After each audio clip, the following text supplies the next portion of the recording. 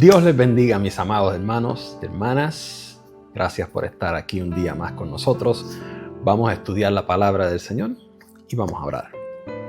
Vamos a darle gracias al Señor por tan bueno y tan maravilloso que Él ha sido con nosotros. Y vamos a hablar hoy de otra de las cosas que el Señor Jesús hizo en la cruz del Calvario. Creíamos que solamente murió para darnos la salvación del alma, pero sí, aunque eso fue lo primordial que hizo, Jesús hizo muchas cosas más en la cruz del Calvario con su muerte y resurrección. Y hoy vamos a hablar de otra cosa que Jesús hizo que a veces se confunde con otra de las cosas que Él hizo en la cruz. Él nos redimió, Él nos salvó y hoy vamos a hablar de que Él nos libertó. Sí, el Señor Jesús nos libertó. ¿De qué nos libertó? El Señor Jesús nos libertó del poder del pecado. Por cuanto el pecado entró por un hombre era que tenía que salir esa condenación. Por lo tanto, cuando el hombre cayó de la gracia de Dios por el pecado que cometió Adán, quedó destituido de la gloria de Dios. Pero otra cosa que sucedió en ese momento fue que el ser humano quedó atado, quedó encarcelado bajo el poder del pecado. El pecado tiene una peculiaridad bien grande y es que nos aleja de Dios, porque Dios es santo, Dios no puede estar en contacto con el pecado, pero la Biblia dice que la paga del pecado siempre va a ser la muerte. Por lo tanto, no importa cuán bueno sea un ser humano, cuántas buenas obras haga, cuántos buenos gestos haga, cuán bien se porte, como estamos sujetos al pecado, siempre el fin del ser humano va a ser la muerte. Jesucristo viene y en la cruz del Calvario Jesús nos liberta. Vamos a leer cómo lo hizo o dónde está la evidencia de que Jesús nos libertó. Leemos en la palabra en el libro de Romanos capítulo 6, verso 22. Mas ahora que habéis sido libertados del pecado y hechos siervos de Dios, tenéis por vuestro fruto la santificación y como fin la vida eterna. ¿En qué consiste la esclavitud al pecado? El hombre fue hecho a imagen y semejanza de Dios, perfecto. Satanás nunca obligó a Eva a pecar. Satanás nunca le tomó la mano a Eva y la obligó a comer. Nunca le tomó la boca y la obligó a masticar. A Satanás lo que sí hizo fue hablarle, la engañó y Eva voluntariamente tomó del fruto y comió. Le dio a Adán, Adán pecó junto con ella e inmediatamente el pecado entró a la humanidad, que fue lo que Dios le dijo: el día que comieres ciertamente morirás. Dios le advirtió que en cuanto pecaran, la muerte se iba a apoderar de ellos. Y así fue. El ser humano era inmortal y ahora comienza a morir. Ahora bien, la Biblia dice que aquel que es vencido es esclavo de quien lo venció. Lo que significa que si el pecado venció al ser humano, ahora el ser humano es esclavo del pecado, porque el pecado venció al ser humano a través de la astucia de Satanás. Ahora bien, ¿a dónde va el ser humano cuando muere? Cristo no estaba en el panorama todavía. Cristo Jesús, el Hijo de María, aquí en la tierra no estaba en el panorama todavía como Salvador. Por lo tanto, desde Adán en adelante, todos sus hijos, sus nietos, sus bisnietos y todas las generaciones de ahí en adelante hasta Jesús, cuando morían, dice la Biblia, que descendían al Seol. El Seol, o también conocido como el Hades, era el lugar de destino de todo ser humano que moría en esta tierra. Y sí, dije que descendía, porque la Biblia dice claramente que el Seol está abajo. Voy a dejar un par de citas por aquí para que vean. En los muchísimos lugares lo dice, pero solamente unas pocas para que vean. El ser humano cuando moría descendía al Seol. En el Seol estaban todos los seres humanos que partían de esta tierra, buenos o malos, salvados o perdidos, santos o pecadores. Todo el mundo iba al mismo lugar. Hay evidencia que dice que este lugar llamado el Seol estaba dividido en dos.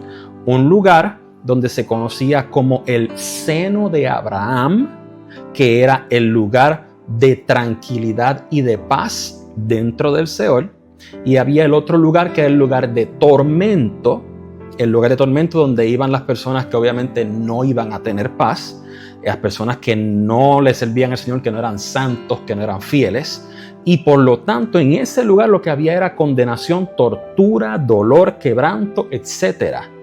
Pero el infierno todavía no está en el panorama.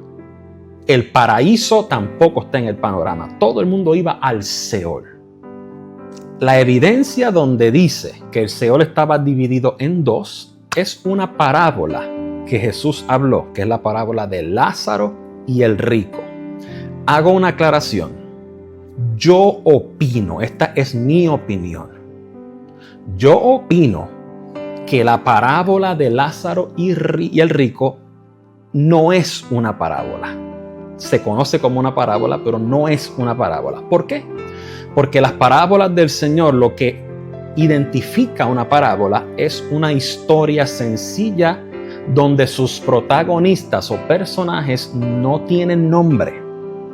Busquen en la Biblia todas las parábolas que Jesús dijo, la parábola del buen samaritano, etc.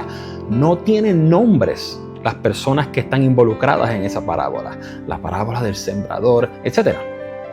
Sin embargo, cuando hablamos de la parábola de Lázaro y rico, estamos hablando de un nombre, Lázaro. Por lo cual yo digo que esta no es una parábola, esta es mi opinión, no es una parábola, es una historia de la vida real.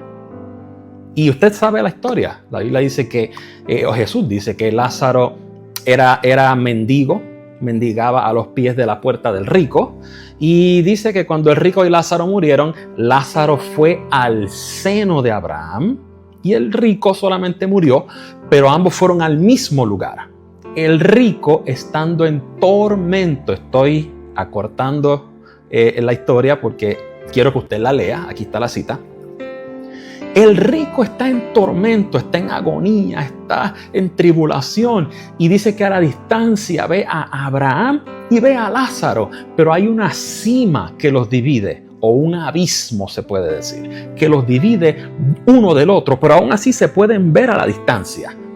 Y el rico grita y le dice: Padre Abraham, por favor, permítele a Lázaro que venga y ponga agua en mi lengua, una gota de agua en mi lengua, porque este tormento es horrible. Y Abraham le responde y le dice: no, porque quien está en este lugar no puede ir allá y el que está allá no puede venir acá.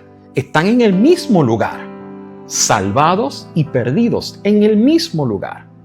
Pero hay algo que los divide y no permite que de un lugar se pueda llegar al otro. Este es el Seol. Y usted dirá: pero si Cristo entonces vino a traernos libertad del pecado, entonces ¿por qué Jesús está hablando de este lugar todavía del Seol? Está hablando de este lugar porque recuerde que cuando Jesús está hablando sobre esto, Él no ha muerto ni resucitado todavía. Hasta ese momento estaba vigente el Seol. Sin embargo, cuando Cristo muere, antes de resucitar, leemos en la Biblia donde dice, en 2 ocasiones, dice que Él descendió a las profundidades de la tierra a predicarle a los espíritus cautivos. Ese es el Seol. Recuerda la historia o el momento donde Jesús está crucificado con los 2 ladrones a su lado. Usted sabe la historia. Dice que uno de los ladrones le dijo a Jesús: si tú de verdad eres el Hijo de Dios, salte de aquí de la cruz y sácanos a nosotros también, si es verdad que tú eres el Hijo de Dios. Y el otro ladrón le responde y le dice: shh, tú no sabes lo que estás diciendo. Estoy parafraseando. Tú no sabes lo que estás diciendo, porque este está aquí y él no ha cometido ningún pecado. Nosotros sí, nosotros somos ladrones. Y se vira hacia el Señor y le dice: Señor, acuérdate de mí cuando vengas en tu reino. Y traigo esta historia para que usted escuche lo que Jesús le responde a este ladrón bueno, entre comillas. el ladrón que sí aceptó que el Señor era el Hijo de Dios, le dice: desde hoy estarás conmigo en el Seol. No. Como Jesús estaba a punto de morir ese día y ya él sabe lo que él iba a hacer con todo este proceso, le dice al ladrón: desde hoy estarás conmigo en el paraíso. Ese viene a ser ahora el destino o el lugar donde las personas salvadas que han reconocido a Cristo como su Salvador, como hizo este ladrón que le dijo: acuérdate de mí cuando vengas en tu reino. Estás reconociendo que ese que está crucificado al lado de él ahí es el Hijo de Dios y que va a regresar en su reino. A ese lugar es que van las personas que ahora son salvas. Y ahora la palabra continúa entonces la historia y sigue diciendo que las personas que son perdidas entonces van al infierno, que es un lugar provisional. Luego vamos a hablar sobre esto. Es un lugar provisional, igual que el paraíso también es un lugar provisional. ¿Por qué? Porque los lugares eternos por toda la eternidad para los perdidos, dice la Biblia que va a ser el lago de fuego, y para los salvados va a ser la nueva Jerusalén. Y el Hades, el infierno y la muerte serán lanzados en el lago de fuego. El infierno, el Hades y todos esos lugares que hemos hablado son provisionales. El paraíso también es provisional, porque vamos a ser sacados de ahí, vamos a tener un juicio en un gran trono blanco y luego, no quiero hablar de eso ahora, luego vamos a la nueva Jerusalén. El tema de hoy es que Jesús nos libertó de la esclavitud del pecado. Hablamos en un momento atrás que Jesús nos redimió, nos compró. Jesús nos salvó de la ira de Dios, fue lo segundo que dijimos, pero sin embargo ninguna de esas dos cosas nos garantiza un destino eterno de bendición cerca de Dios. Somos salvados, somos redimidos, pero hoy estamos aprendiendo que el Señor nos libertó del poder del pecado sobre nosotros a través del pecado de Adán. Ahora Cristo nos liberta y ahora sí tenemos acceso o legal introducción a ese lugar hermoso donde vamos a pasar la eternidad los salvados, que va a ser un lugar de paz, donde dice el libro de Apocalipsis que no habrá más llanto, no habrá más dolor, no habrá más quebranto, no habrá más enfermedades. Todo va a ser hermoso, no va a hacer falta la luz del sol ni la luz de la luna, porque el mismo Cordero alumbrará con su gloria. Ese es nuestro destino a todos aquellos que hemos recibido al Señor como nuestro Salvador. Amén. Oremos. Padre amado, Dios glorioso y maravilloso, eterno Salvador.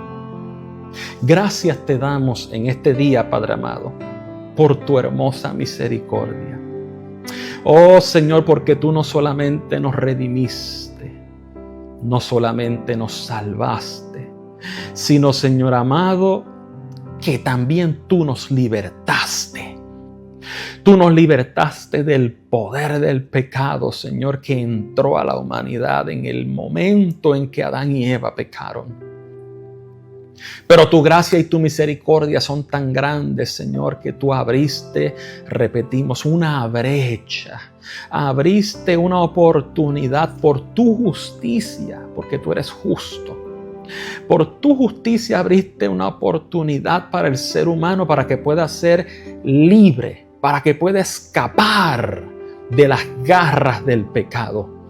Oh Señor amado, porque si la paga del pecado es muerte, ahora ya no estamos sujetos a ella. Tú salvaste, tú redimiste, pero tú también libertaste a todos aquellos que por fe crean que el sacrificio que tú hiciste en la cruz es suficiente para poder escapar de todo esto, Señor amado. Hoy, mañana y siempre, Señor, hemos de vivir agradecidos delante de ti. Agradecidos, Señor amado, porque tú has hecho por nosotros lo que nosotros no pudimos haber hecho por nuestras propias fuerzas. Padre, hoy y siempre vivimos una vida agradecida delante de ti. Permite, Señor amado, que nunca, nunca se vaya de nuestras mentes el agradecimiento que debemos tener por tu haber hecho tan grande maravilla por nosotros. Porque sabemos que no merecemos nada de ti, Señor amado. No merecemos absolutamente ninguno de estos privilegios y de estos beneficios. Pero por tu gracia y misericordia somos participantes de estos beneficios, Señor. Tomaste la decisión de venir a morir aquí, de convertirte en un hombre, de despojarte de toda tu gloria y de poder llegar a este planeta, Señor amado, vivir entre nosotros, aleluya, siendo Dios. Te humillaste a ti mismo, como dice Filipenses capítulo 2, Señor amado, y lograste, Señor, lo que nosotros no pudimos haber logrado por nuestras propias fuerzas. Libertarnos. Rey de gloria, exaltamos tu nombre.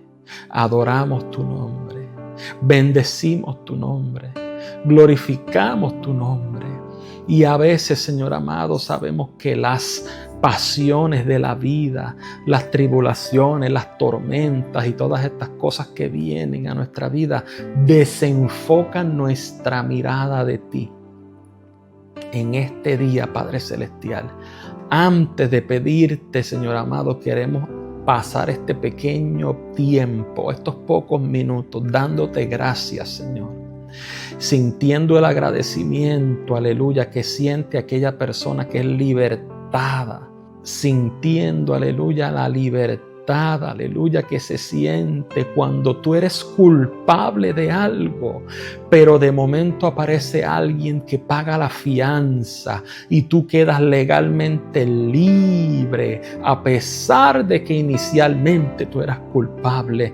Alguien se interpuso, alguien hizo algo que yo no podía hacer por mí mismo y me libertó. Ahora legalmente yo estoy declarado libre y puedo moverme libremente una vez más, no por nada que yo haya hecho, sino porque alguien se puso en la brecha e intercedió por mí. Eso fue lo que tú hiciste, Señor, en la cruz del Calvario. Dentro de todas las cosas que tú hiciste, Señor, hoy te damos gracias por habernos libertado. Permítenos pasar el resto del día, el resto de nuestra vida, Señor, viviendo agradecidos, Padre Celestial, por lo que tú hiciste, porque reconocemos que sin ti no somos nada. Sin ti no pudimos haber resuelto este problema, pero tú entraste en el panorama y lo resolviste por nosotros. Tú compraste nuestra libertad y ahora por ello tenemos acceso al paraíso y en su momento dado a la nueva Jerusalén. Ayúdanos a tener esto siempre vigente en nuestras mentes, Señor. Que a pesar de todas las cosas que sucedan en la vida, que uno no busca, que uno no procura, pero Señor amado, encima de todos los sufrimientos y padecimientos que pueda tener un ser humano en esta tierra, el destino que tenemos es la vida eterna si te recibimos como Salvador. Únicamente por eso, por tu bondad, es razón suficiente para todos los días estar agradecido delante de ti. Gracias una vez más, Padre amado, Dios eterno y Dios maravilloso. En el nombre de nuestro Salvador, tu Hijo amado Jesús, te damos gracias por todo lo que tú has hecho por nosotros, sin nosotros merecerlo. Amén. Amén. Dios te bendiga, amado, Dios te bendiga, amada, y nos vemos próximamente.